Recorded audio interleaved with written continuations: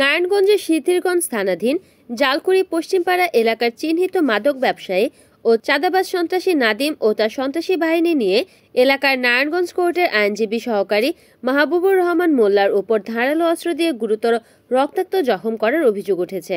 ঘটনা সূত্রে জানা যায় যে মাহবুবুর রহমান মোল্লা জালকুড়ি পশ্চিমপাড়ার নিজ বাড়িতে 5 তলা ফাউন্ডেশন দিয়ে বিল্ডিং এর নির্মাণ কাজ চলাকালীন সময়ে এলাকার জয়নাল আবেদিনের পুত্র চিহ্নিত চাঁদাবাজ মাদক বিক্রেতা সন্ত্রাসী নাদিম সহ সংঘবদ্ধ দলের হাসান, সেলিন আক্তার বেবি, মাসুদ, নূর ইসলাম সহ আরো 5-7 জন সন্ত্রাসীরা বিল্ডিং এর নির্মাণ কাজে বাধা দেন এবং 10 লক্ষ টাকা চাঁদা দাবি করেন। মাহবুবুর রহমান মোল্লা দিতে অস্বীকার করায় 19 মার্চ বুধবার সকাল 8টায় কাজে বাধা দেয় এবং মাহবুবুর রহমান মোল্লা জানতে চাইলে নাদিম উত্তেজিত হয়ে ওঠে এবং হাতে থাকা দেশীয় অস্ত্র, চাপাতি, রামদা, লোহার রড, হকি স্টিক দিয়ে মাহবুবুর রহমান মোল্লার উপর আক্রমণ করে রক্তাক্ত জখম করে।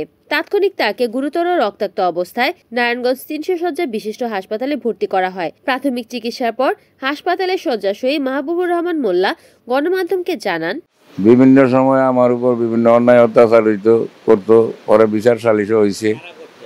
এই এলাকার লোকজন, এই নাম হইল নাদিম, হাসান এবং তার পরিবারের লোকজন।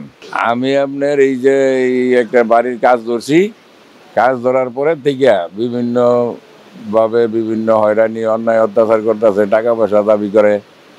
আবার আমার কাছে মালামাল জোর করে মালামাল, এই যে মালামাল জোরে নিয়েও যায়, মালামাল জোর করে নিয়ে যায়, আমি কোনো প্রতিবাদ করি নাই। তা আজকে সকালবেলা ঢালাই করার জন্য লোক জানাইছে, মেশিন নিয়ে ইরা বালু সিমেন্ট নিয়ে আসছে। তো নাদিমের লোকজন লইয়া এই বাধা দিছে, কাজ বন্ধ করে দিছে। আমার কন্ট্রাক্টরে ফোন দিল, মামা নাদিমে এরা ঢালাই বন্ধ করে দিছে, আসেন। আমি কি বন্ধ করে দিব কেন? পরে আসছি, আসার পরই আমার উপরে আপনার আক্রমণ শুরু করছে, এই চাপাতি দিয়ে কোপান শুরু করছে। আমি যখন পইরা যাওয়ার পরে হাতে পায়ে ফিরেছি, তখন এই যে মাথায়, হাতে পায়ে কোপ লাগছে।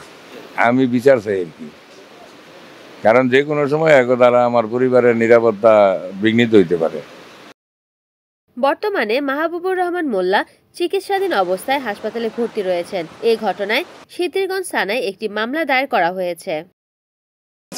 নাদিম নামের একটা ছেলে আছে, উনি আমাদের বিল্ডিং এর কাজ শুরু করার পর থেকে খালি কিছুদিন পর এসে চাঁদা চায়, ঠিক আছে। তো বাবা চাঁদা দেয় না।